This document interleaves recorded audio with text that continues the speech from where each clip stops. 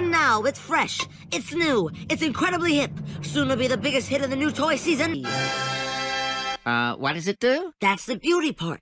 It does absolutely nothing. Hey everyone, Thordan Smash here, and today we're going to be talking about how Apex Legends is looking once again to expand its crossover territory into new different ways we've never seen before. Along with that, there are new progression systems with the weapon mastery progression system that we can be looking forward to coming to Apex Legends very soon. And we're going to cover all that. We're also going to give out 45 bucks. All you gotta do is like, comment, subscribe. You guys know the drill. But without further ado, let's talk about all this new stuff. So Apex Legends 17 is off to an interesting start, but there seems to be even more that's going on within the game, as Andrew Wilson, the CEO of EA, recently said when talking about Apex Legends that they're going to continue to invest in this IP and that nothing is at this time off the table. In a way, they actually view it like a comic book IP of 20 or 30 years ago, and this is the one that the current generation mostly identifies with as a way to continue to expand and stretch the nature of the experiences. And we've seen Apex Legends kind of do this. For instance, we had those Dark Horse comics, which you can see right here, although it's very abundantly clear they didn't put that much money into it because, well, the art style is pretty bad on this. I don't even know what I'm looking at with that octane. There have been other types of crossovers they've done as well, such as the Pathfinder with Star Wars when they released Jedi Fallen Order and Survivor. They used the same exact skin, and once again, it doesn't seem like they invested too much into it, as it's just a gray skin with a little bit of red trim. It's kind of interesting because when they don't actually do officially licensed collaborations, they put a lot more effort into it, probably because they get to keep 100% of the profits, as we see with the Scarlet Witch skin that they did for a past event, which is probably one of their better inspired ones. But then there's the entire anime event, which once again, they didn't share any of the licensing costs, and so EA invested a lot more money into it. This is kind of a trend that we see a lot, such as the ALGS skins that looked absolutely fantastic. However, they were canceled because the pro teams that these skins were based around were asking for just a little too much money, and EA wasn't willing to spend it. We know that Andrew Wilson also said Apex is certainly front and center as we think about our business model. We have a substantial player base with incredible retention, and Apex's ability to engage and re-engage through these ebbs and flows will continue to make it profitable. So it's cool that they're going to continue to expand, because we do also know that there's going to be a giant lore-centered thing in the middle of season 17 going on, as Ashley Reed, who actually the character Ash is named after, and she's a lead narrative writer, said we got something that's coming a little bit closer to the middle of the season, end of the season, that we don't want to talk about yet, but we're looking at things that we can tell way bigger, more cohesive, longer stories with Apex using the full extent of the universe and really getting a good look at the characters. And they're looking at some of the stuff we've done previously, such as the longer stories from the Outlands pieces, which leads us to the thought that someday we could actually see an Apex Legends TV show. There's been some fan-made cinematic trailers like this one right here that look absolutely amazing, and I think the lore of Apex Legends has a lot to tell, and people would be interested in that TV show. It just depends, like that comic book and that Star Wars crossover skin, as if they're gonna really invest the amount of money needed to make it a good show. Something they are investing though in is a new progression designer that we found out about a month and a half ago, and it's to design and guide new progression systems and mechanics from early prototype through release. And an example of this was actually the fact that in season 17 we got the new weapon mastery, which is pretty unique. It doesn't give us anything really that great. You get charms and load screens and a universal animated badge if you master it all. There are some flaws with the system, such as the fact that you actually get a ton of points if you just hold the weapon in Battle Royale. You don't even need to fire it, and you'll get more points than anything else. So obviously this progression system lacked a little bit, but the new designer that's coming in didn't probably even work on this whatsoever, so it means that they're adding more progression systems in the near future. And something that I think needs to be talked about is a legend mastery system, which I don't understand why we got a weapon mastery and not a legend one. In fact, we do know that they are remaking Revenant 100%. There's brand new models in the file for his new base skin, which you can see here, along with brand new animations that is going to reflect a more thematic character design. So when you release new stuff like this, if we had something cool for the legends that kept track of all those stats on a base page that we could see for your favorite main character to guide and get unique legendary skins for them when you complete it, would be absolutely fantastic. It would also shake up the meta with the pick rates quite a bit, because now people would play different legends to master them and finish their grind on it. Overall, that should be a system that needs to be implemented as soon as possible, and from what I've heard, the weapon mastery is basically a beta test for this legend mastery that will come in the near future. Let me know down below, are you excited for a new type of progression system to come alongside weapon mastery in Apex Legends, and what other kind of IPs would you like to see Apex Legends dabble in terms of future outside content? And if you guys want to see more Apex Legends content, check out this channel right here, and until next time, Legends, keep slaying in the Outlands, and I'll see you out there.